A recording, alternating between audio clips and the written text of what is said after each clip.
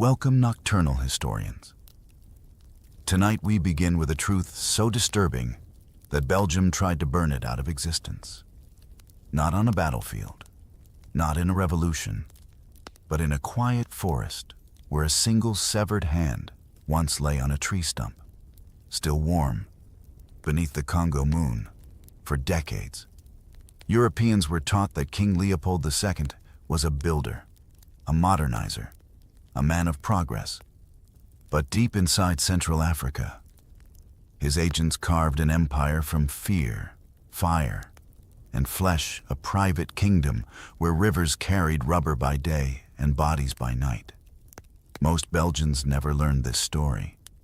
Millions of Congolese never survived it.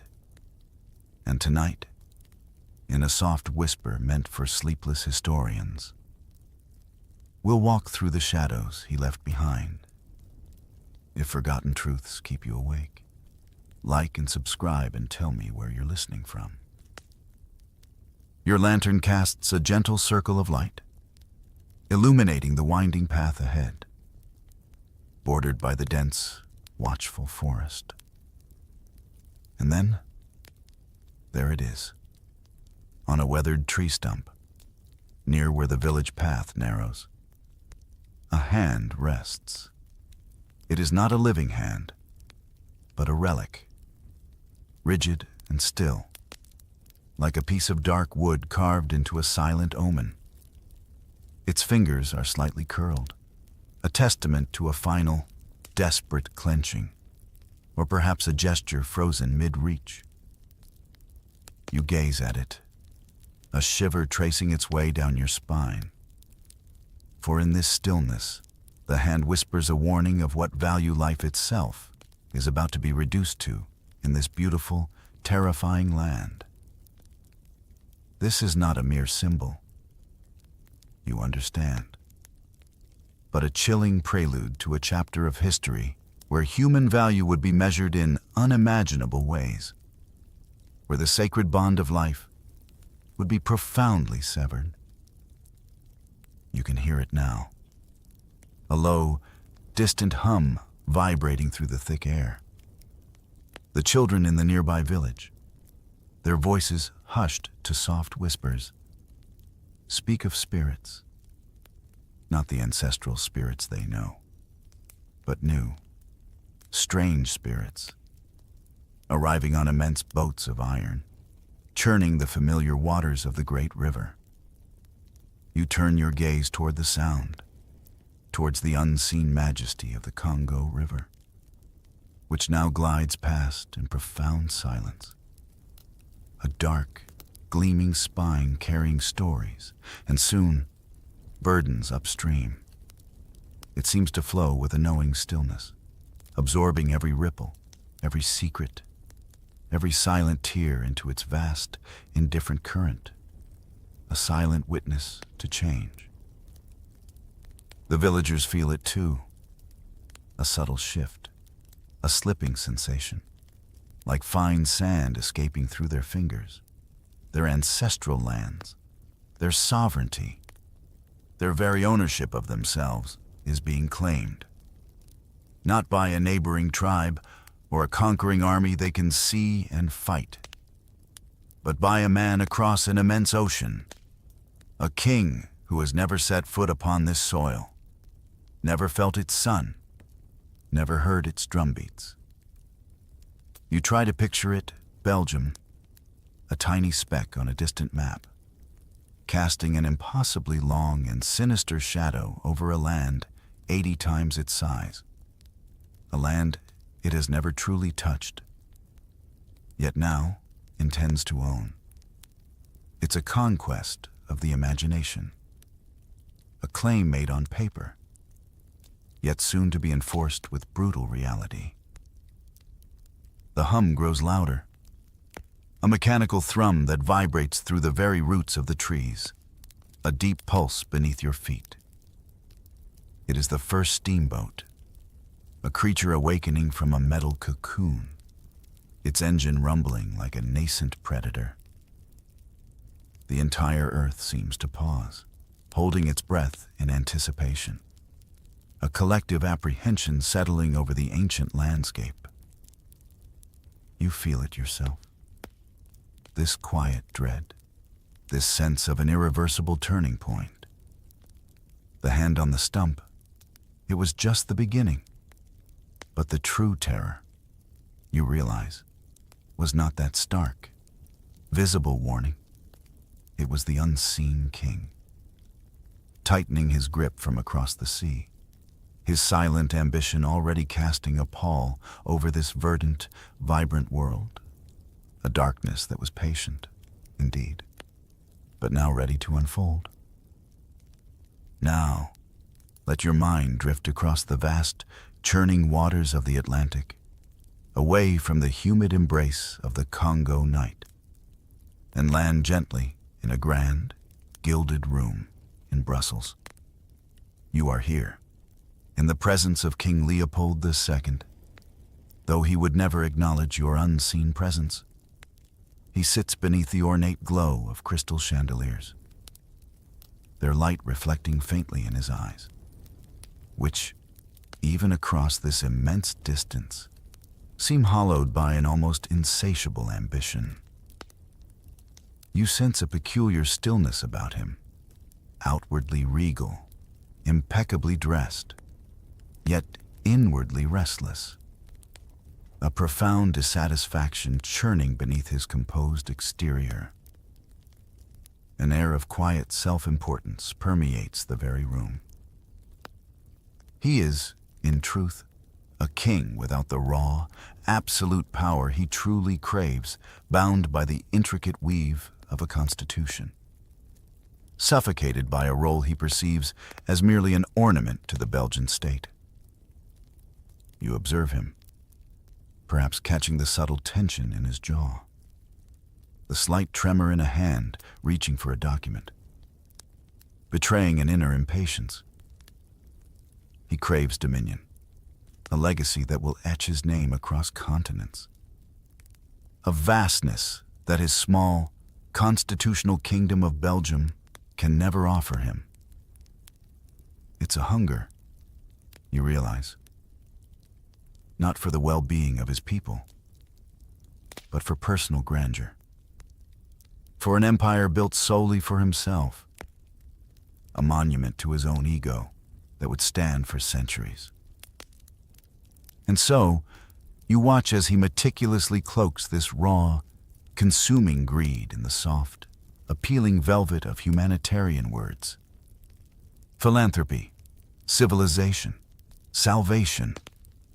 He orchestrates the formation of grand humanitarian associations, their names resonating with noble intent, perhaps even wafting with the faint, comforting scent of incense in the minds of unsuspecting benefactors across Europe.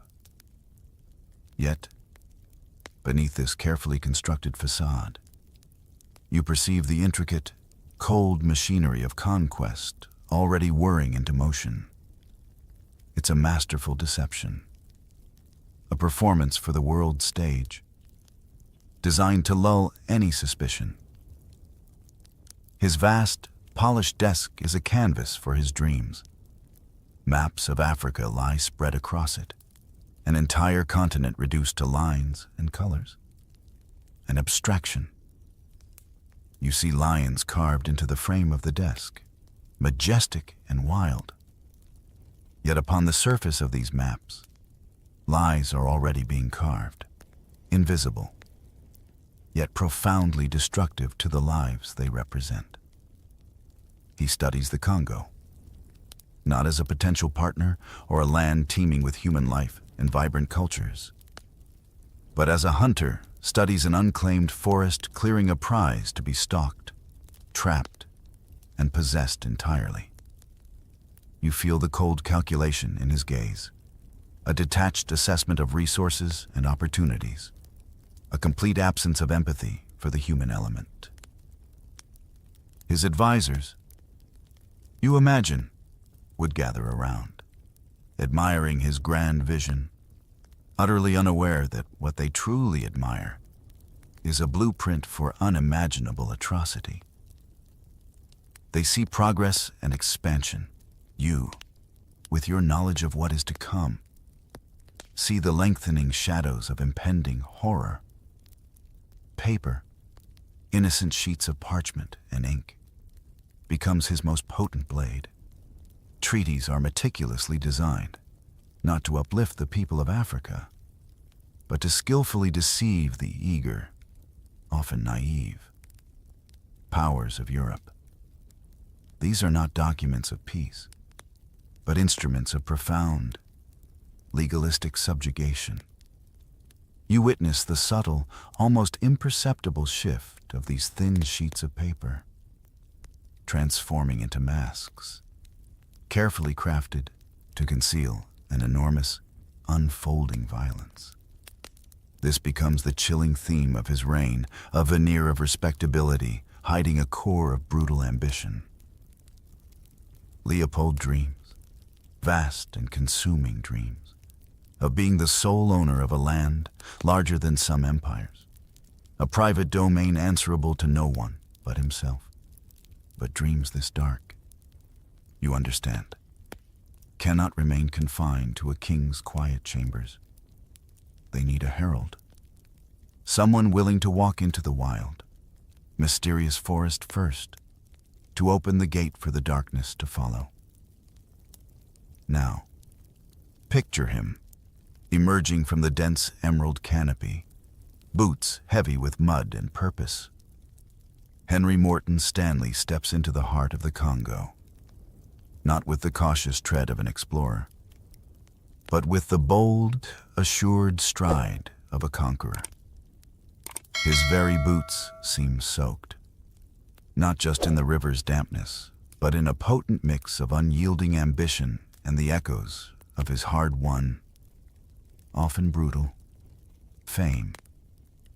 You watch him, this man of determined will, his gaze sharp and calculating, and you understand immediately that he sees this ancient land not through the respectful, inquisitive lens of a guest, but through the calculating, possessive eyes of one who has come to claim.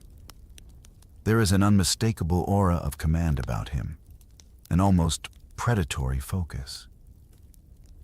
He moves through the villages with quiet intensity, and soon, he begins to discover a chilling truth fear, he learns, is a far richer currency than any diplomacy could ever offer.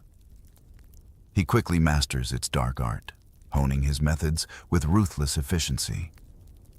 You imagine the scene: a meeting with a chief, a moment of supposed greeting, a handshake offered. But Stanley has a device concealed, a small electrical coil, perhaps hidden in his palm. You hear the startled gasp, see the sudden jolt of pain and confusion as the chief's hand is shocked. To the terrified eyes witnessing this, Stanley becomes something more than human, a spirit, a being beyond their understanding, capable of inflicting unseen power, a godlike figure to be feared. He performs other acts of carefully staged wonder. You picture a gathering of villagers, their faces etched with curiosity and apprehension. Stanley takes a gun, perhaps loads it, then, with a flourish, stages a trick where a bullet appears to pass through him harmlessly, leaving them wide-eyed and convinced that his flesh is invulnerable to their weapons. He might hold a cigar, raising a magnifying glass to the tropical sun, focusing its fiery intensity onto the tobacco, making it smolder and glow. He is a man, in their eyes, who commands fire itself, a sorcerer walking among them, using trickery to assert a frightening dominance. These are not acts of genuine magic, you understand, but carefully orchestrated performances designed to paralyze them with awe and dread, stripping away their will to resist. Under this potent spell of fear and false wonder, over 500 chiefs are approached. You watch as they are handed pens, their fingers perhaps stiff and unused to such instruments, their grasp uncertain. They sign papers, documents filled with incomprehensible treaties. Their marks crude, often uncertain X's, signifying agreements they cannot possibly understand. What they receive in return are trinkets, bright beads, gleaming mirrors, perhaps a few yards of colorful cloth, a fragile, temporary piece purchased at an unimaginable cost. Each signature, you witness, sinks like a stone thrown into the deep, dark river, unseen by most, yet profoundly irreversible in its consequence. A silent covenant of doom. Stanley, you perceive, celebrates these victories with a chilling disregard for the human cost. He ignores the trembling hands that held the pens, the confusion in the eyes of the men who just signed away their ancestral birthright. The villagers, as you observe them in the aftermath, do not immediately grasp the full implications of what has occurred. Yet, there is a palpable sense of something slipping away, not merely territory. For they have always shared the land, but a far deeper loss their inherent sovereignty over their own lives. Their very future, this, then, is the stark motif of this betrayal, the deceived hand. Tricked into surrender, its unwitting mark sealing a fate it could not comprehend. Their signatures meant nothing to them in the immediate moment. You reflect. But in the distant, polished halls of Berlin, they would soon mean absolutely everything. Now, gently, we shift again, this time to a colder, more formal setting, a grand hall in Berlin, adorned with heavy drapes and the muted gleam of polished wood. You are a silent observer at a table around which European diplomats gather, their faces grave and composed, their intentions concealed beneath layers of protocol. Maps sprawl across the vast, shining surfaces of these tables, immense sheets of paper unfurling like a patient undergoing surgery. This is Africa, you realize, laid bare and reduced to an abstraction, a two-dimensional puzzle of colors and lines, utterly devoid of its vibrant life and complex realities. These lines are drawn with absolute precision, yet with no regard whatsoever for the millions of lives, the intricate cultures, the ancient histories that exist behind them. You watch as Leopold performs his role flawlessly, a master of deception on this grand stage. He presents himself not as a greedy monarch, but as the benevolent missionary king, cloaked in the noble guise of bringing enlightenment to a dark continent. Words, heavy with the weight of self-righteousness, echo through the chamber civilization, progress and order. They hang in the air like an invisible fog, masking the true intent, designed to impress and reassure. The delegates, men of influence from across Europe, nod sagely, their expressions a mix of contemplation and agreement, seemingly convinced by the king's performance. You notice that none of them, not one, intends to step foot upon the vast, complex soil they are so meticulously dividing. It is a land to be carved and claimed from a safe distance, a territory imagined rather than experienced, a prize to be won without personal risk. The Congo, specifically, is discussed, then dismissed by many as too dangerous, too wild, too intractable for any traditional colonial power. And this, you perceive, makes it perfect for a man like Leopold, a king willing to spill other men's blood for profit, a monarch who seeks not to govern responsibly, but to own entirely, to exploit without restraint. With a few swift, decisive strokes of ink flowing across the detailed maps. Leopold achieves his unthinkable ambition. He becomes the sole owner, the private proprietor, of a territory 80 times the size of his own small nation of Belgium. It is an astonishing, almost surreal, acquisition, secured with such ease. Throughout this momentous gathering, you hear no African voice enter the room. No African perspective is sought. No African consent is even considered. Their lands, their futures, are decided upon in their utter absence, their fates sealed by strangers. The air is thick with the soft clinking of crystal glasses, raised in toasts to new territories, to trade, to progress. But to your ears, knowing what you now know, these clinks sound like a mournful echo, a somber toast over an unspoken funeral, a celebration of dispossession. Here, the map itself becomes an incision, each border drawn a fresh wound upon the body of a continent. And so, the Congo Free State is born a chilling oxymoron. You reflect, for it is free only of justice, free only of oversight, entirely free of any accountability to its inhabitants. And as the ink dried on those momentous documents, you feel a tremor, a subtle shift in the air, as if the unseen engines of Leopold's new, monstrous machine had just begun to hum, preparing to roar into a horrifying existence, setting a course for untold suffering. Now, gently, let us return to the heart of the Congo, to the verdant, dense embrace of its forests and the winding artery of its mighty river. The silence you found here earlier has begun to fray, pierced by new, unsettling sounds. You witness the arrival of modern rifles, sleek and deadly, capable of shooting fast, clean, and with a chilling indifference to the relentless tropical rain.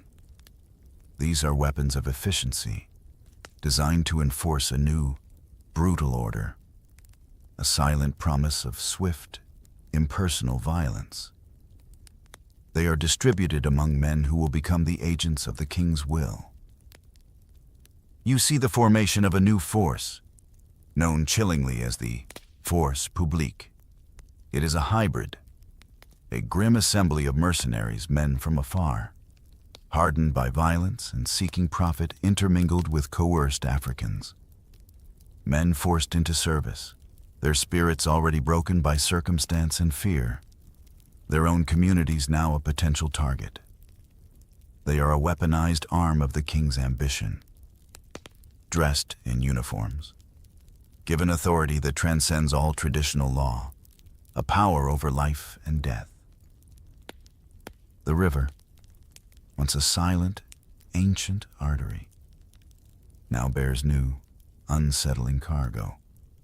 Steamboats, immense and unnatural against the lush backdrop, begin to crawl upstream, their engines rumbling with a deep, metallic growl. They move like metallic predators, churning the dark waters, pushing against the ancient current with relentless force. Their smokestacks pierce the pristine skyline, darkening the very canopy of the forest with plumes of gray, industrial haze. You feel the tremor in the earth as they pass, a vibration that echoes through the riverbanks, a disturbance in the natural order. The sound of these engines, the very vibration of the river, becomes a chilling signal for the villagers.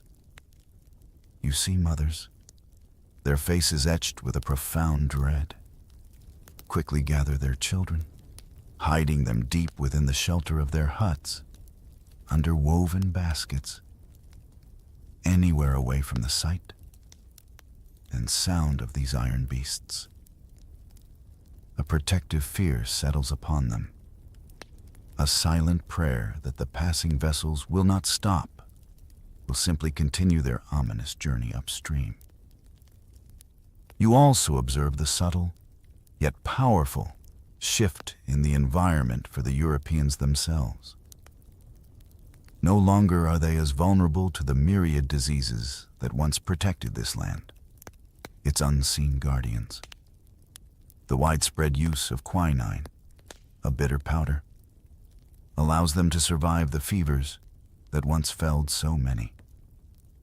This medicine, a quiet conqueror in itself, removes one of the Congo's last lines of natural defense, opening the land further to exploitation. Slowly, inexorably, outposts begin to rise along the riverbanks and deeper into the forest. They are crude, functional structures, yet they feel aggressive, like metallic teeth biting deeper and deeper into the living body of the Congo. These are centers of power from which soldiers issue forth, carrying orders that grant them frighteningly broad authority over life and death, over the very destinies of the people they encounter. The land itself, you sense, begins to whisper warnings. The rustle of leaves seems to carry a mournful sigh, the distant cry of a bird, a lament.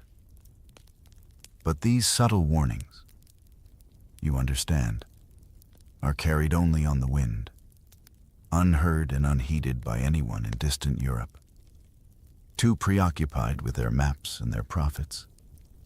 The river, once a symbol of life and bounty, becomes a relentless messenger, always bringing something new, and always, it seems, something worse. A thick, oppressive silence begins to settle across the villages, replacing the once vibrant hum of daily life. The people wait, breath held, for the next intrusion. But these soldiers, you realize with a chilling clarity, did not come for traditional warfare. They came for something far more insidious, far more relentless. They came for profit, and they would extract it at any cost. Now, your journey takes you deeper into the emerald heart of the forest, where the very air grows heavier, thick with unseen sorrow. You understand that in the distant, industrialized world, a craving has blossomed, a desire for rubber, a pliable, resilient substance essential for the burgeoning industries of bicycles, machines, and the new marvels of automobiles. In Leopold's detached, calculating gaze, the wild rubber vines that weave through the Congo's forests transform from natural flora into a gleaming, inexhaustible gold mine, a promise of immense wealth. You watch, your heart sinking with each passing moment, as men are forced into the brutal labor of extracting this precious sap. They smear the raw, milky latex directly onto their skin, letting it harden and congeal under the relentless sun. Then, with a gasp of pain, they peel it off, not just the rubber, but often raw flesh and hair, a piece of their very being ripped away with each strip. It is a slow, agonizing process, repeated endlessly, leaving their skin raw and bleeding, a constant, low thrum of pain. Every adult male is now burdened with impossible quotas. You hear the whispers of these demands: 33 pounds of dried rubber per day, approximately 15 kilograms. Imagine the sheer weight, the exhausting labor required to gather such a quantity from the depths of the wild. Untamed forest, often far from their villages. Those who fail, who cannot meet this crushing demand, simply vanish. They are swallowed by the vastness of the forest itself. succumbing to exhaustion, despair, or the brutal hand of the force publique. You see their empty spaces in the villages, the silent testimony to their disappearance, the gaps in the fabric of community. The officers of the force publique stand by, cold and unyielding, weighing the collected rubber with the chilling dispassion of bankers counting coin. There is no empathy in their eyes, only an assessment of quantity, a calculation of profit and loss. You feel the crushing weight of these high quotas, for they mean only one of three things for the men and their families: agonizing starvation, brutal mutilation, or both. A trifecta of terror. The once vibrant forest, once a sanctuary of life and a source of sustenance, is transformed into a silent, relentless factory. It no longer produces only rubber, but with horrifying efficiency, pain. You hear the soft, mournful rustle of leaves, the distant, unheard cries of men in the depths, their suffering swallowed by the vastness.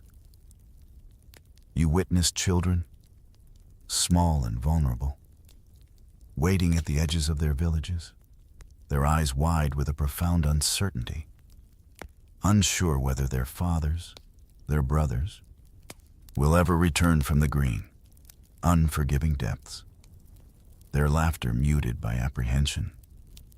This period is stained by the image of skin torn with the latex, a second skin, the very integrity of their being, ripped away. As Leopold's profits soar to unimaginable heights in distant Brussels, you see, here in the Congo, the relentless, tragic fall of bodies, countless lives extinguished for a commodity. But rubber alone, you soon realize, was not enough to enforce the absolute, unquestioning obedience this king demanded. Something far more visceral, far more terrifying, was required. Terror itself would become the ultimate instrument of control, a systemic weapon. As you bear witness to the unfolding horror, the method of control takes an even more insidious turn. You observe now that entire villages are no longer just places of forced labor, but are seized whole. Their inhabitants transformed into living collateral for the ever-increasing rubber quotas. This is not war, you realize, but a system of brutal extortion, meticulously calculated to extract every drop of sap, every last ounce of effort, not from the land, but from the very souls of the people. You see women and children, innocent and vulnerable, chained together, their movements restricted, their faces gaunt from starvation. They are beaten, not out of rage, but with a chilling, administrative purpose to force the men, their husbands and fathers, deeper into the forest, to hunt for rubber with even greater desperation. You hear the quiet, desperate pleas, the muffled cries, and you feel the raw pain of their captivity, a constant, low hum of suffering.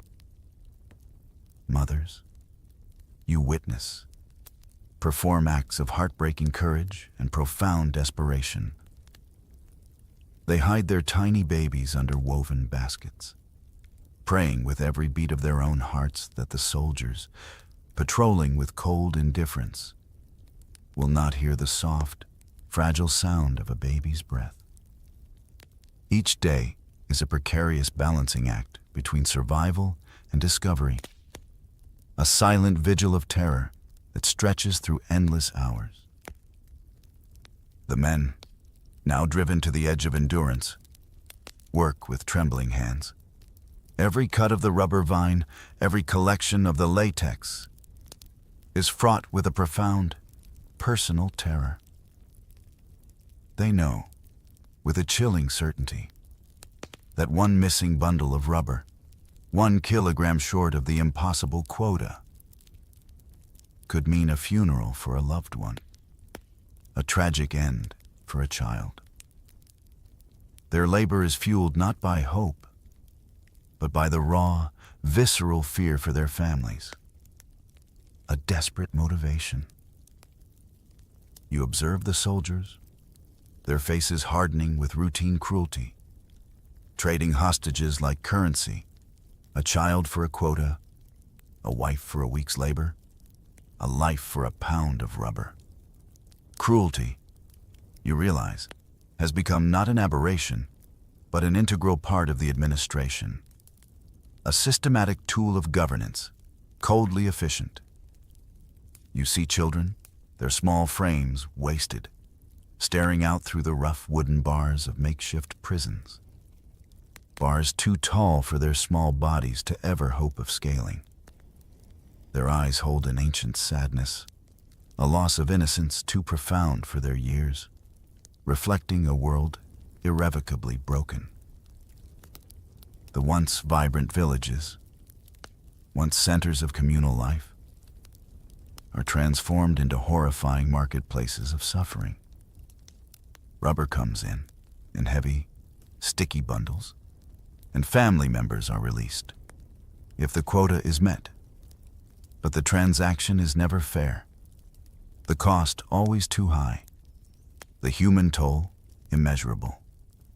Night, which once brought respite and dreams, now rings with the quiet, stifled sobbing of daughters, stolen and held for negotiation, their cries swallowed by the vast, indifferent darkness, unheard by the outside world.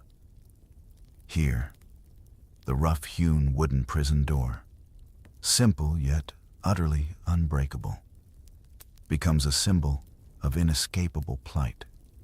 Fear, you understand, has become the sole language of governance and grief. An unbearable constant has settled into a harrowing routine. In this land, under this shadow, no man truly sleeps, his mind always racing with dread.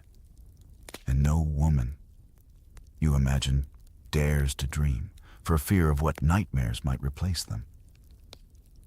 For those who still dared to resist, or simply failed to meet the demands, something far worse than chains awaited the Shikot.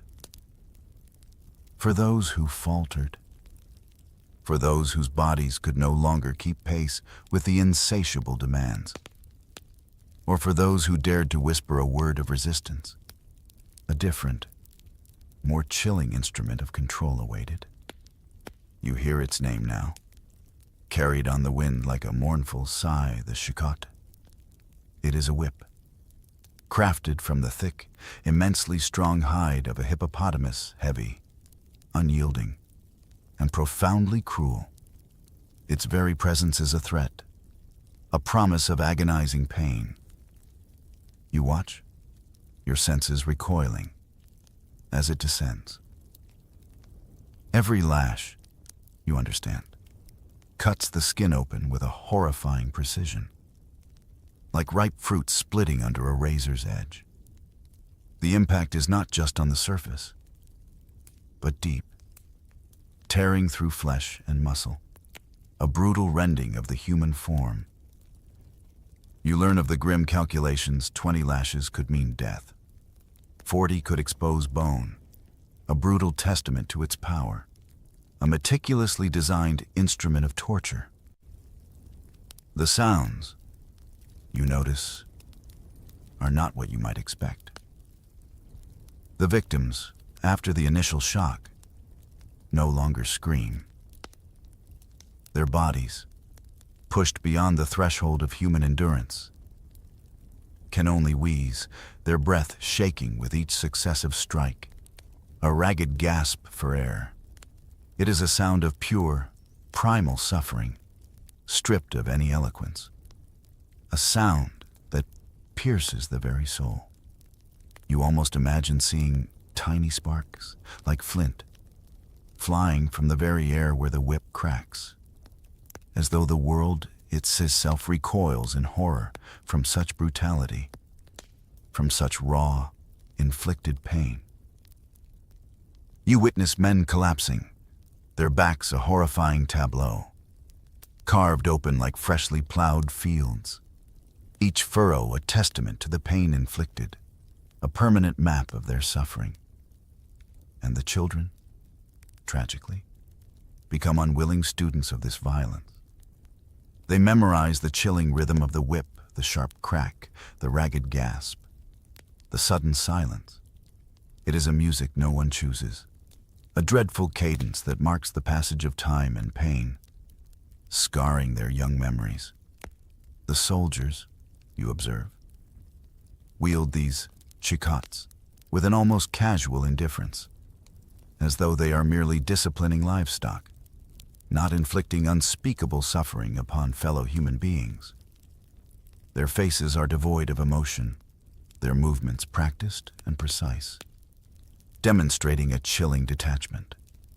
This 3-beat echo of the whip's snap, followed by the ragged breath of the victim, culminating in a profound, terrifying silence, becomes the haunting rhythm of this particular horror. Some victims, through sheer force of will or fortune, survive these brutal sessions, but many more are simply left to die by the side of the trail, their broken bodies testament to the system's relentless cruelty. You watch as villagers, their eyes downcast, walk past these dried pools of blood, past the silent, broken forms, as if passing old, agonizing warnings etched into the very earth. But even the whip, in its brutal efficiency, had limits, you understand. And so, an even more horrifying currency was soon invented, one that would etch itself into the darkest corners of human history. As the darkness deepens, the methods of terror grow ever more monstrous, descending into an abyss of unimaginable cruelty.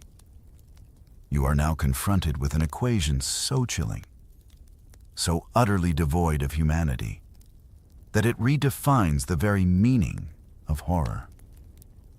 It is a simple calculation, yet pregnant with unspeakable pain. 1 bullet equals 1 severed hand. This twisted arithmetic is born from a desire for accountability, a brutal solution to the problem of wasted ammunition.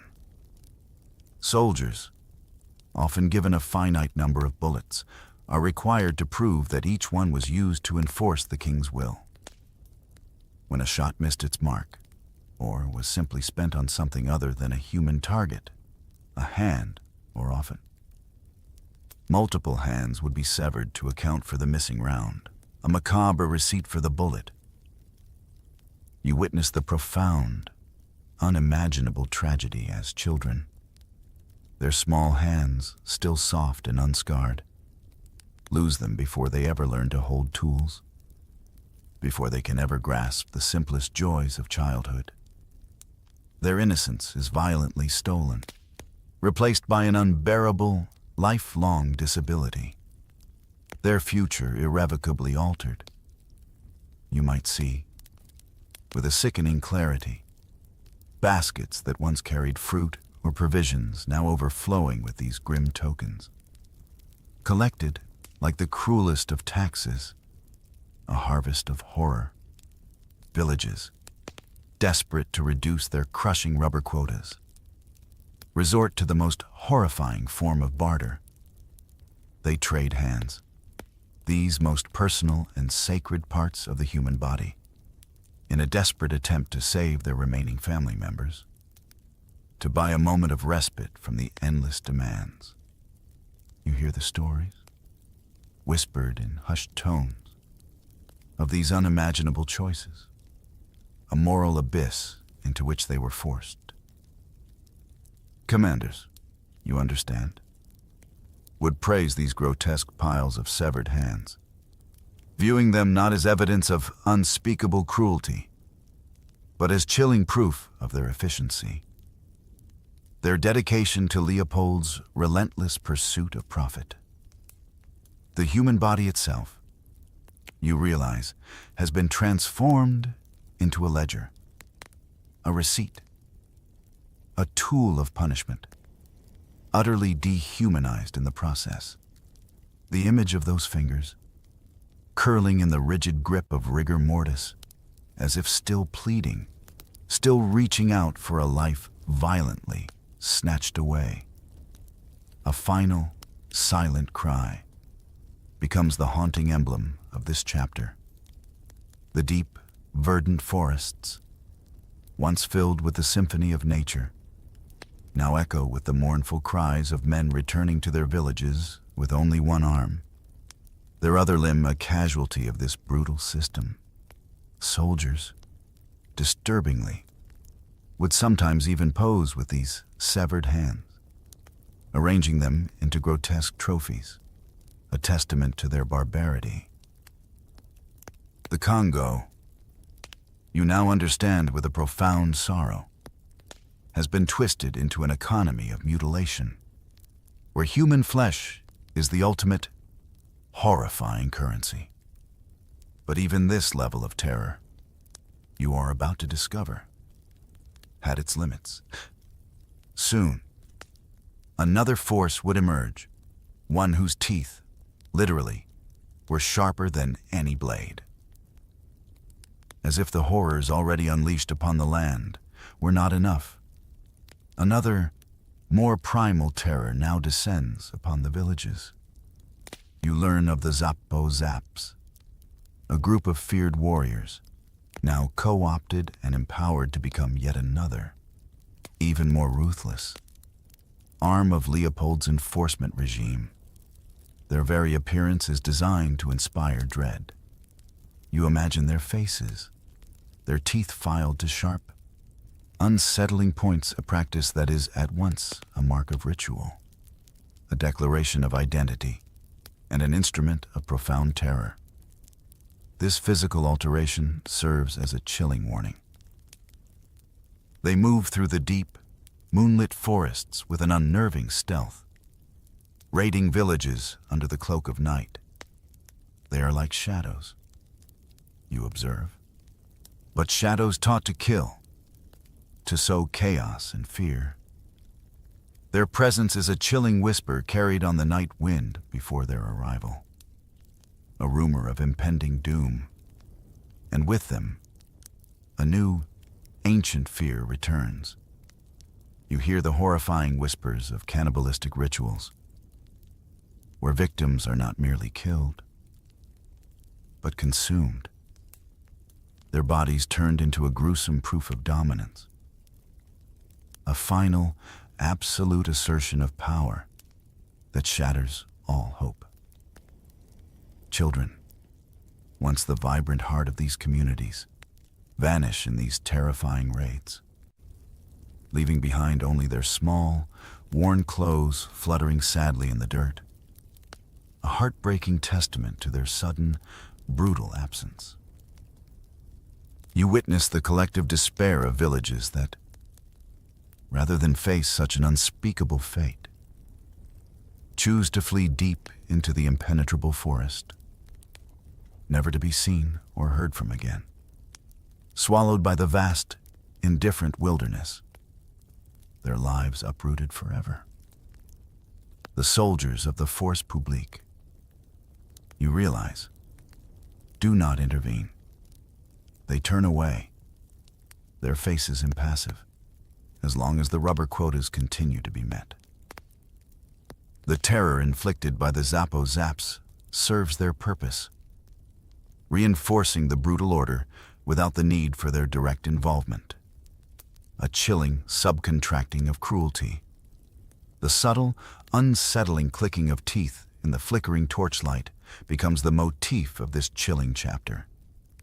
A sound that, once heard, villagers would never, could never, forget, a sound that would haunt their darkest nightmares.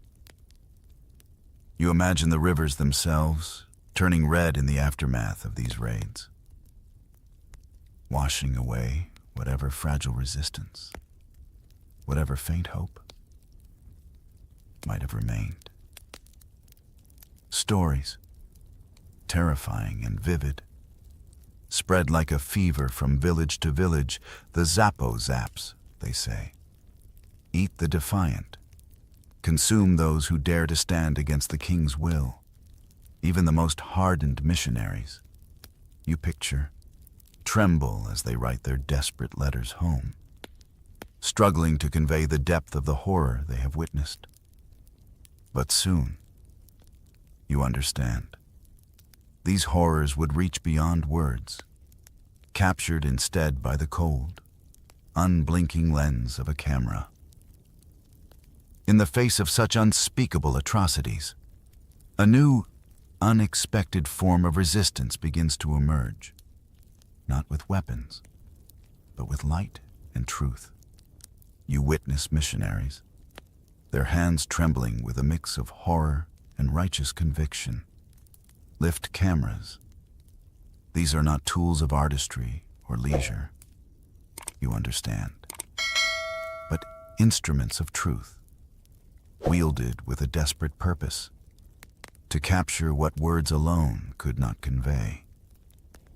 You imagine the profound sorrow as figures like Alice Harris, a name etched into the memory of this period, captures images that would forever haunt the conscience of the world.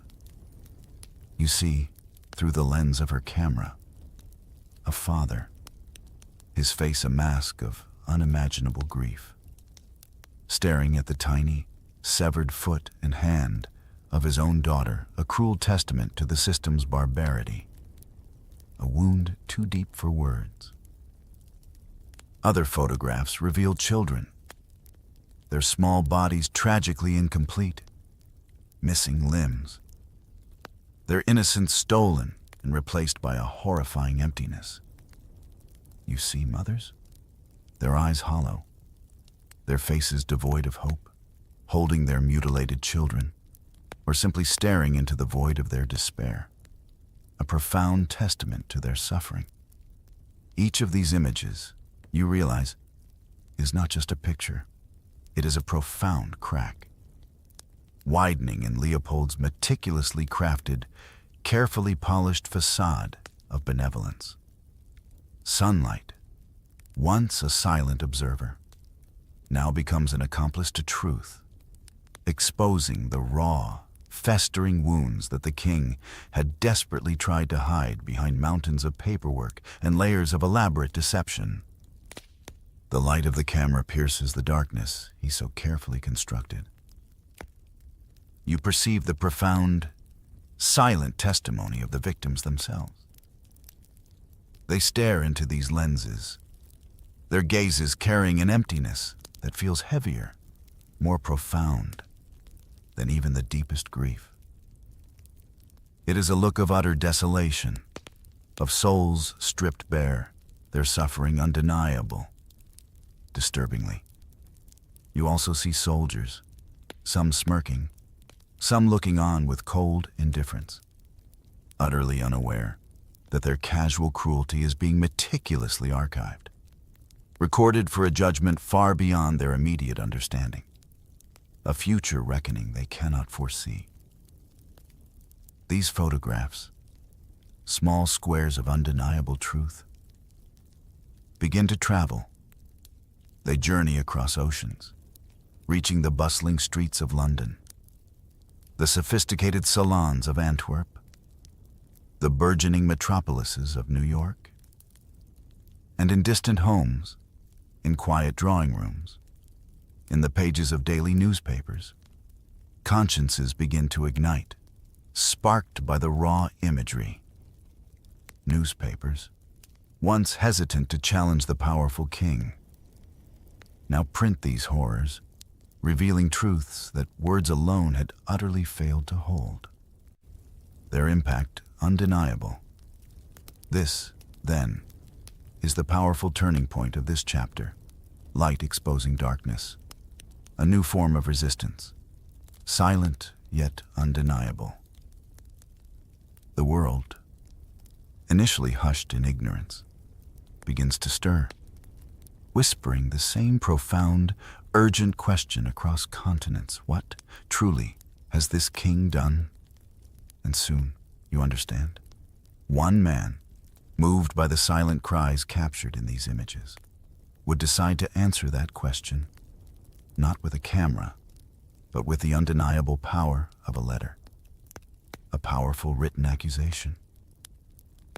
As the images of horror begin their slow journey across the world, you witness a catastrophe of unimaginable scale unfolding in the Congo itself, a demographic collapse that echoes in the deepest chambers of history.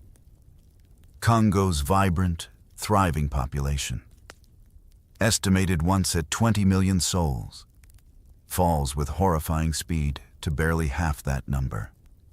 You are observing the silent vanishing of a nation. Millions of lives simply extinguished, leaving behind an echoing void, a gaping wound in the very fabric of humanity. You walk through villages, now eerily quiet, where the absence of children is a palpable, crushing weight. These homes, once filled with laughter and the vibrant energy of youth, are now graves disguised as dwellings, haunted by the ghosts of what once was. The very air seems to hold a profound, collective sigh, a lament for what has been lost. You also perceive the subtle, insidious spread of new diseases. Sleeping sickness, carried by the tsetse fly, creeps through communities like a slow whisper of death, stealing away lives with a prolonged, agonizing lethargy. And other diseases, inadvertently or deliberately introduced by the Europeans, carve through already starving, weakened bodies, decimating entire families, leaving behind a trail of sorrow. Many, you understand, simply die alone in the vast, indifferent forest, their names lost to memory, their bodies slowly reclaimed by the leaves and the earth, their passing unmourned by human hands. The vibrant cultural life of the villages, too, begins to dim. You sense the profound sorrow as women, their hearts heavy with loss, stop singing their traditional lullabies. There are simply too few babies left to hold, too many cradles empty, too many futures unwritten. The men, when they return from the unforgiving forests, carry not only the burden of their impossible rubber quotas, but also haunted eyes and baskets that, more often than not, are tragically empty, reflecting the lives and hopes they have lost. Their spirits broken. The sound of open weeping, you notice, becomes rarer, more stifled.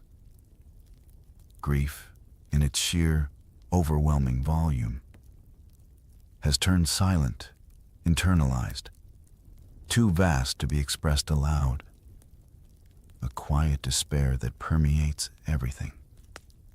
This, you realize, is the most profound tragedy of this period, a village without children.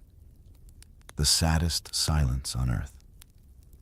A testament to a future that has been brutally stolen, leaving only echoes. The land itself seems to mourn in ways too subtle for the colonizers to ever feel or understand. The rustle of the leaves, the murmur of the river, the calls of the forest creatures all seem imbued with a lament, a sorrowful echo of the lives lost. Yet, in the distant world, the whispers of those photographs, the nascent stirrings of conscience, have not yet been enough.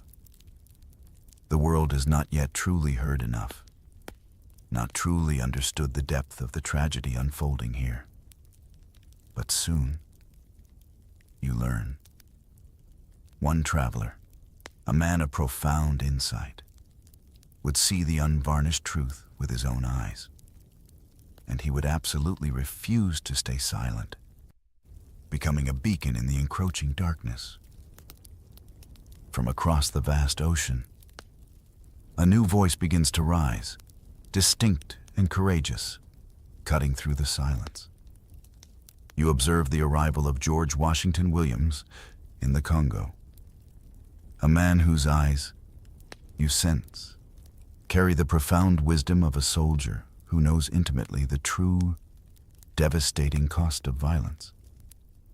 He walks through this tormented land, not as an academic or a mere observer, but as one deeply attuned to human suffering, his heart open to the pain around him. He passes bodies, discarded casually along the paths, like broken tools, their humanity stripped away by the brutal system. He does not avert his gaze. Instead, he looks, he listens, and he absorbs every detail of the unfolding tragedy.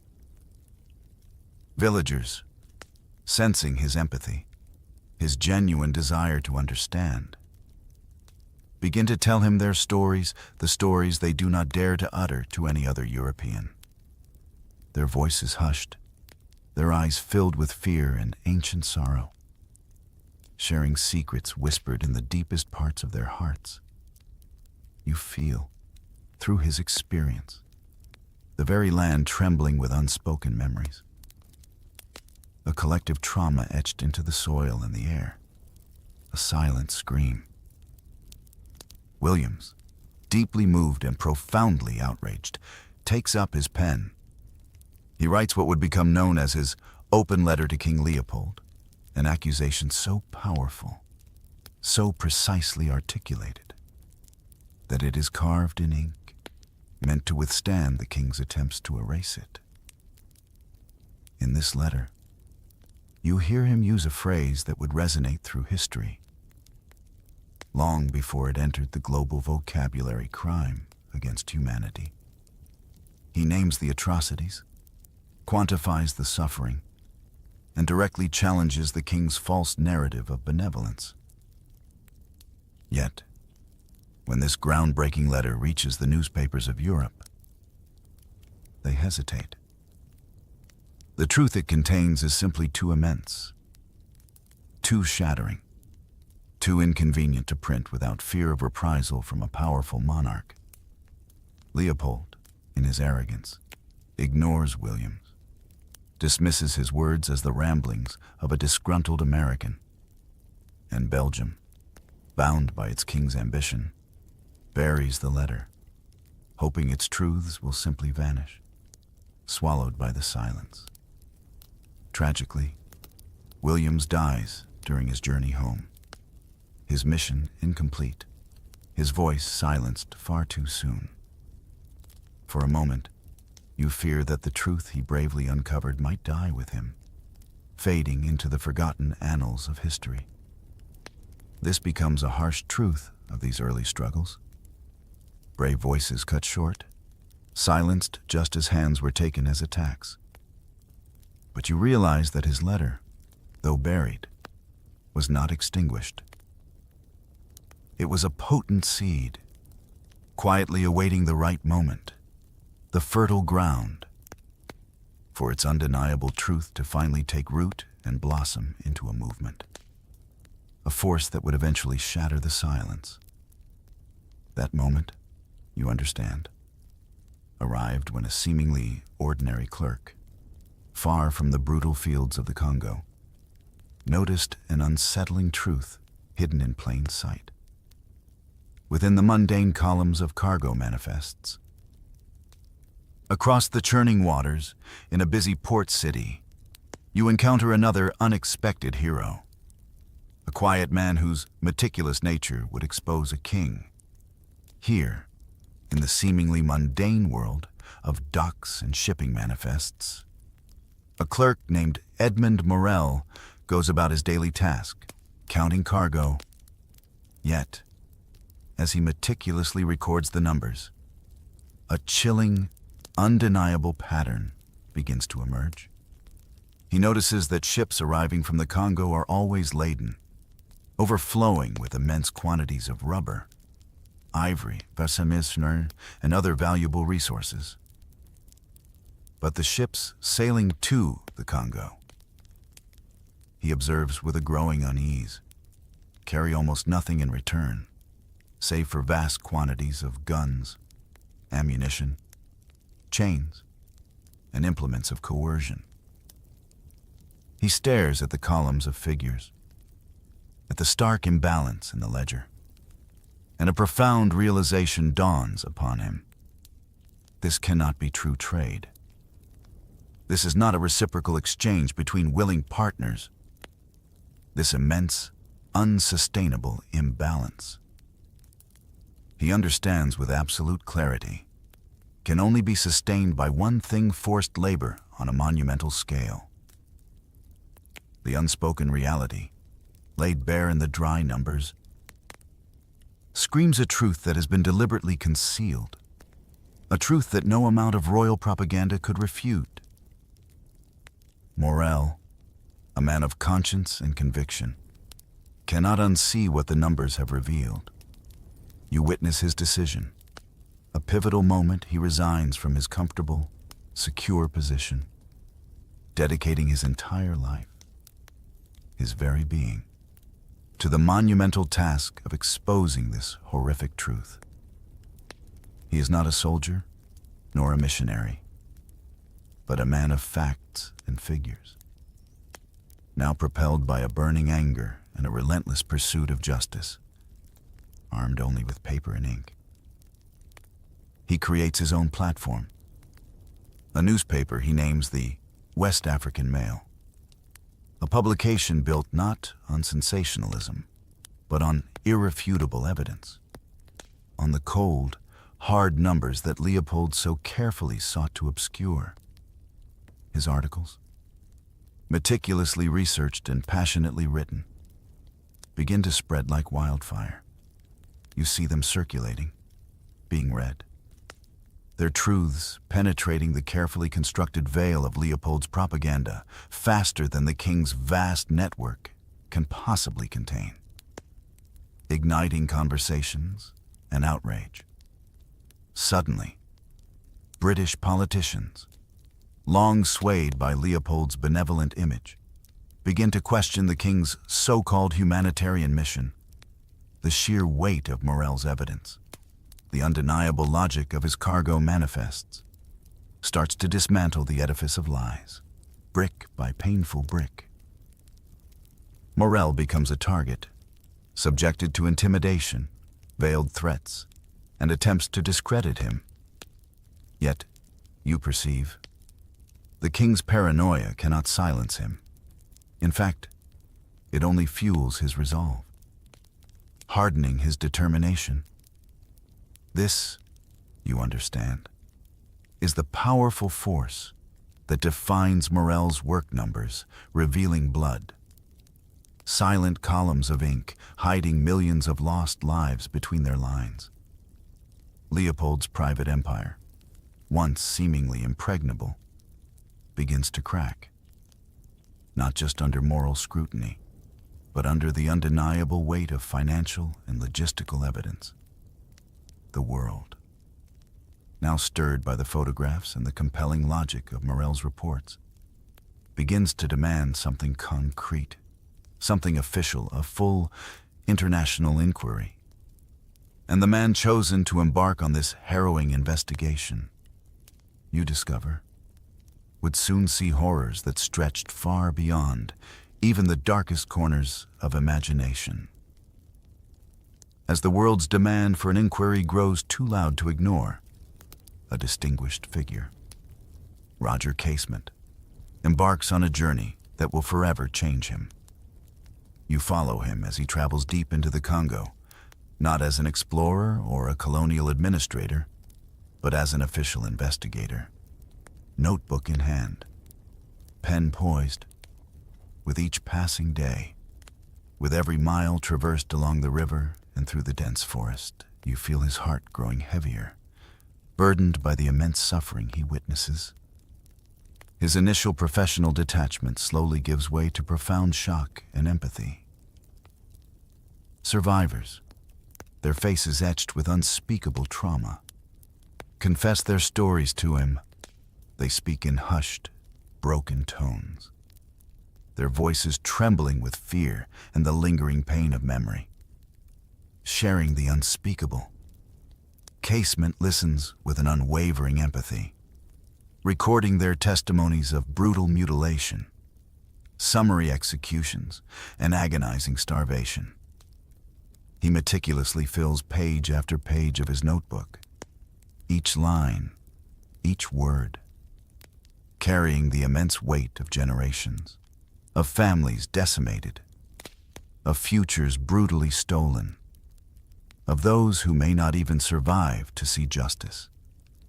Their stories captured in his careful script. You imagine the silent agony of his task, transcribing horror after horror, ensuring that each victim's voice, however fragmented, is preserved. Their experiences rendered undeniable.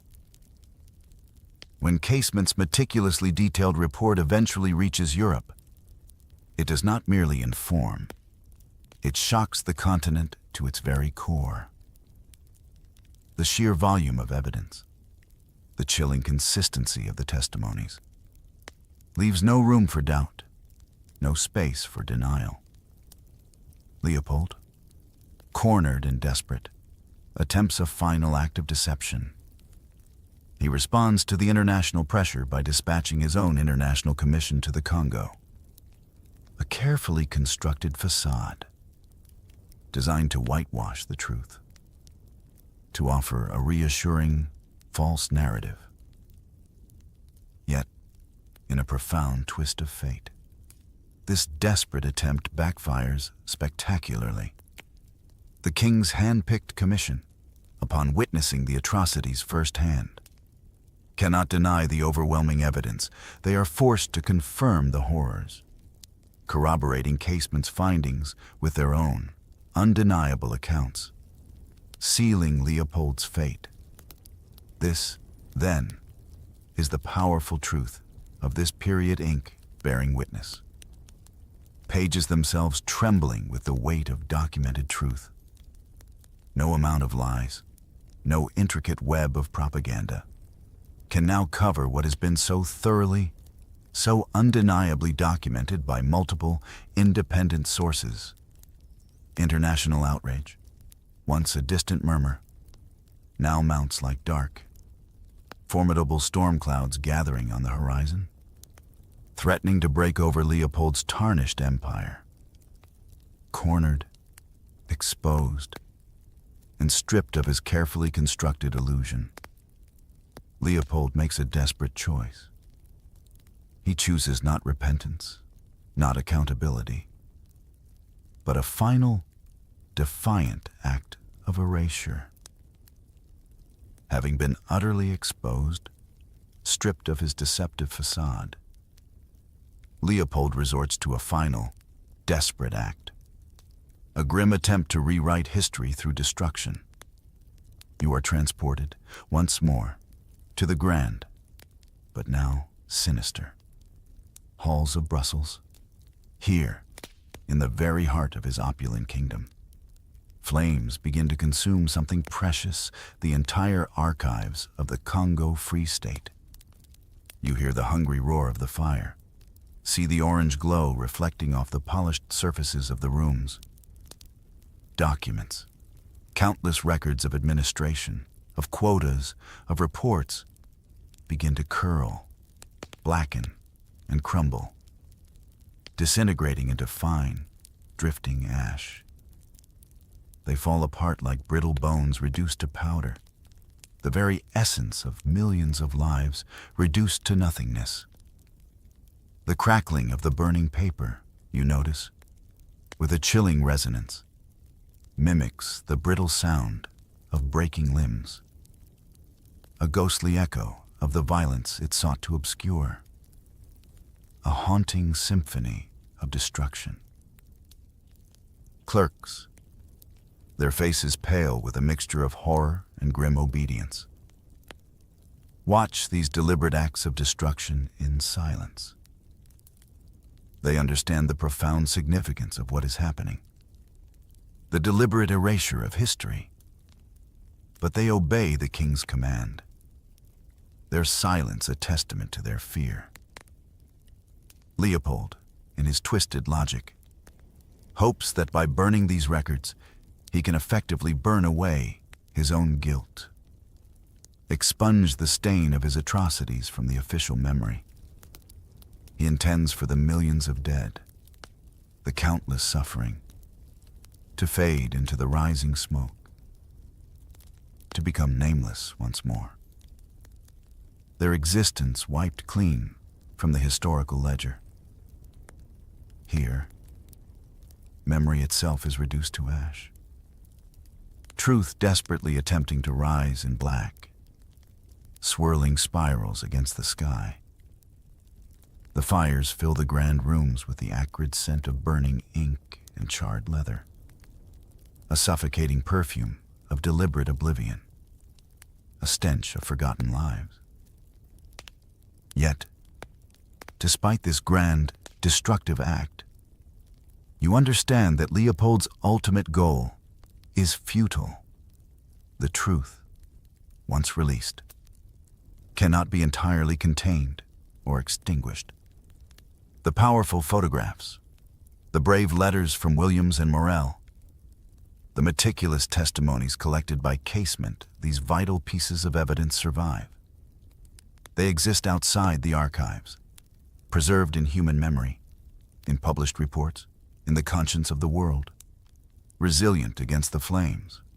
The world, you realize, already knows, and soon, the very nation he ruled, Belgium itself, would be forced to end his devastating, tyrannical reign, a reign built on blood and lies.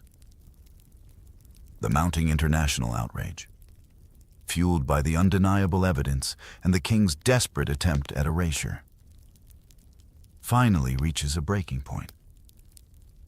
You witness the reluctant, yet inevitable, moment in 1908 when Belgium, pressured by the world and its own growing sense of shame, strips Leopold of his vast, private empire.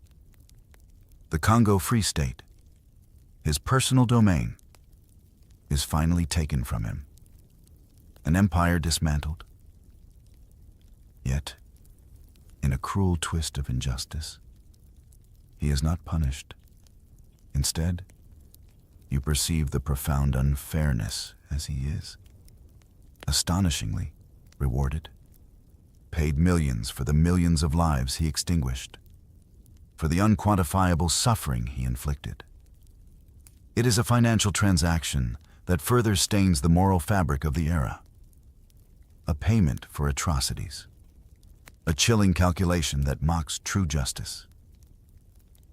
Leopold himself dies barely a year later. In 1909, an unrepentant figure to the very end. You envision him, perhaps on his deathbed, without a single apology, without the slightest shadow of regret flickering in his eyes. He leaves this world as he lived in it, unburdened by conscience. His funeral procession, a grand spectacle befitting a king, is met not with mourning, but with hisses and jeers from the citizens of Brussels. A poignant testament to the growing awareness of his crimes, a public repudiation of his legacy. And yet, the complexities of history, the lingering shadows of power, continue to manifest. You see his statues, immense and imposing, still standing in public squares, gilded lies cast in enduring bronze. School books, for generations to come, would praise him as a visionary builder, a benevolent modernizer, rather than the ruthless butcher he truly was, perpetuating a comfortable illusion. This becomes a chilling motif, gold masking rot. monuments glowing with stolen wealth, perpetuating a false narrative for future generations. His legacy, you understand, fractures into two irreconcilable parts: the uncomfortable, brutal truth, meticulously documented by those who cared, and the carefully constructed, enduring propaganda that sought to sanitize his image. Long after his burial, long after his physical presence is gone, the Congo remains profoundly scarred. Its wounds, both visible and invisible, continue to bleed into the very fabric of its existence, a persistent ache. But the chains, you realize with a sinking heart, did not fall with Leopold's body. The grip of colonialism, though shifting in form, would continue to hold the land in its cruel embrace, merely changing its name, With Leopold's demise, the Congo ceased to be his private property. But you realize that this did not translate to true freedom. Instead, the land became the Belgian Congo, a state colony. It was no longer owned by a single avaricious king, but by an entire nation, a shift in ownership. Yes, but not a liberation. You perceive a quiet, almost insidious continuity of enslavement, merely rebranded with new terminology. Its core mechanisms of exploitation largely intact. Forced labor, though perhaps less overtly brutal than the rubber atrocities, persisted in various forms. The very earth of the Congo, you observe, began to be devoured by a new industry. Mines opened, vast excavations scarring the landscape, extracting immense quantities of precious diamonds and vital cobalt minerals essential for the burgeoning technological advancements of the world.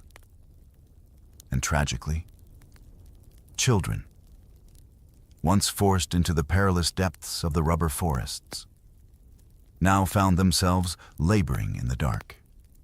Dangerous pits of these mines, their small hands and bodies exploited for a different form of wealth, their innocence still sacrificed for profit. Missionary schools, established with the promise of education, often taught obedience above all else, rather than fostering true opportunity or critical thought. They instilled compliance rather than liberation, a subtle form of mental colonization. You see the reinforcement of racial hierarchies, solidifying like concrete, embedding deeply into the social structure, perpetuating a system where the colonizers remain perpetually superior, a fixed and unchallengeable order.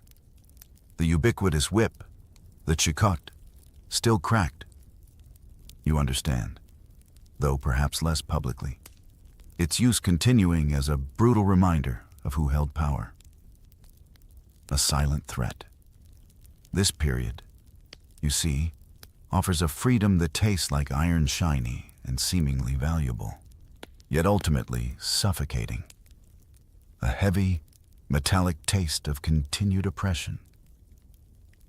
The Congo, under this new administration, slowly, painfully, began its arduous journey toward eventual independence. But it was a path fraught with continued exploitation and systemic injustice. The land itself, you sense, continued to remember every scream, every tear, every broken promise, holding these memories deep within its ancient heart. These memories, though suppressed, never truly vanished. And in the modern world, you are about to discover, these powerful, buried memories would finally begin to rise again, demanding to be heard, to reclaim their rightful place in history. After decades, after generations, you witness a profound shift, a stirring in the collective conscience as we arrive in the 21st century. the long-suppressed truths of the Congo begin, at last, to demand to be heard, to break through the veil of silence. You see museums, those venerable keepers of history, beginning the arduous process of rewriting their exhibits' narratives that had, for far too long, been carefully crafted to protect Belgium's national pride, glossing over the brutal realities of its colonial past. The cracks in the carefully constructed facade are now undeniable. Congolese activists, tireless and unwavering, rise to confront the sanitized history that has been taught to generations, both in Belgium and in the Congo itself. Their voices are clear, strong, and insistent, demanding an honest reckoning, a full acknowledgement of the suffering. You observe powerful, symbolic acts of defiance statues of Leopold. Those gilded lies cast in bronze are splashed with vibrant paint, wrapped in chains, or, in moments of catharsis, ceremoniously toppled from their pedestals. These are not acts of mere vandalism, you understand, but desperate cries for justice and recognition, physical manifestations of a people reclaiming their narrative. You see young Belgians, once shielded by an incomplete education, discovering a past their teachers had never mentioned, a hidden history that shocks and challenges their understanding of their own nation, prompting introspection and debate.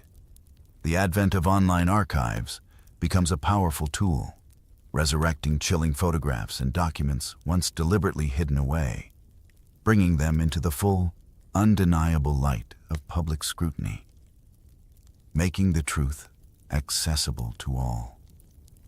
This, you realize, is the poignant truth of this era, light returning to long-forgotten corners.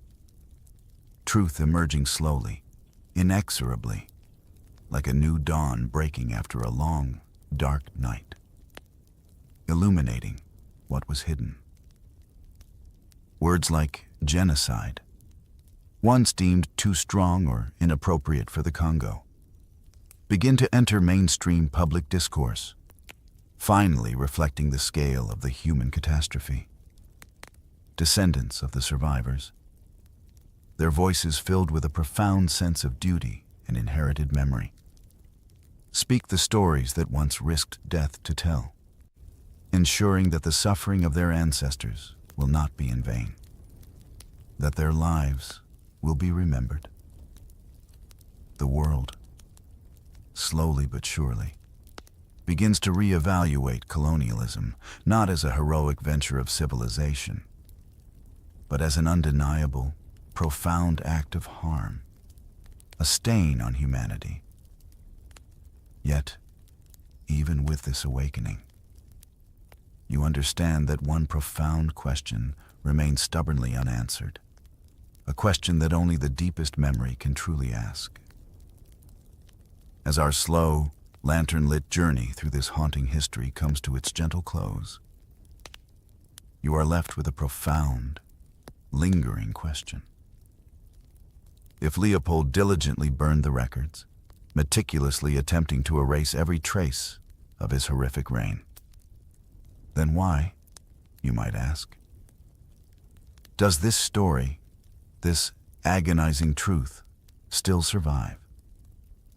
Why does it resonate with such power across the centuries?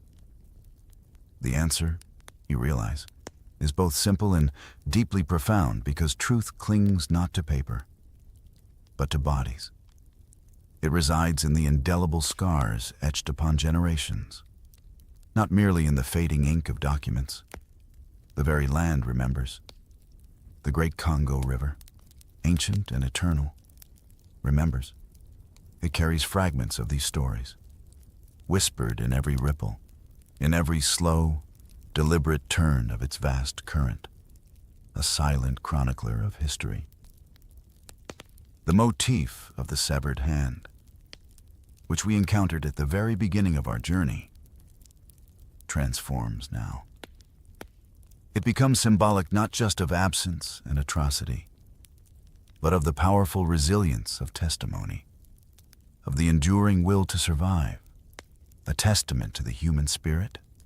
History, you find, does not merely present facts, it asks you questions, quiet and insistent, personal and universal. What truths, it whispers, do we collectively forget, simply because it is convenient to do so, because it allows us to maintain a comfortable present? How much of the past do we ignore to avoid confronting uncomfortable realities?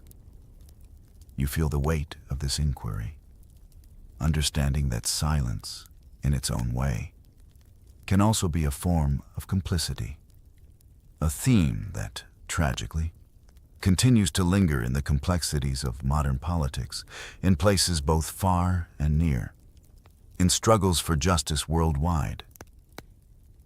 My voice, now, softens even further, a quiet murmur in the stillness of your space. You understand that history is not a rigid lesson to be learned and then forgotten, but a haunting presence, a living memory that continues to shape the present, a ghost that whispers in the wind. The deep, unhealed wounds of the Congo, you perceive, continue to bleed into its contemporary reality, manifesting in cycles of poverty, in persistent instability, in the profound, intergenerational trauma that echoes through its communities. A legacy of suffering. Memory, fierce and unyielding, fights tirelessly to keep the dead from being erased a second time, to ensure that their lives and their suffering are never forgotten, that their voices are finally heard. And so, as the story settles within you, I invite you to share your own reflections. Tell me, in your own words, where are you listening from tonight? And what truth, what piece of forgotten history has resonated most deeply with you on this journey? You feel a gentle breath, a long, soft pause in the narrative, a slow dimming of the light that guided us. The story, now complete, sinks quietly into the dark, not to vanish, but to linger, to resonate, to ask, simply, to be remembered, to find a permanent home in your own awareness. The final image you carry with you is that of the Congo River at night dark, slow, ancient, profound, its waters endlessly whispering names that were almost lost. But now, thanks to your quiet attention, continue to live on, forever etched into the river's flow and the world's memory.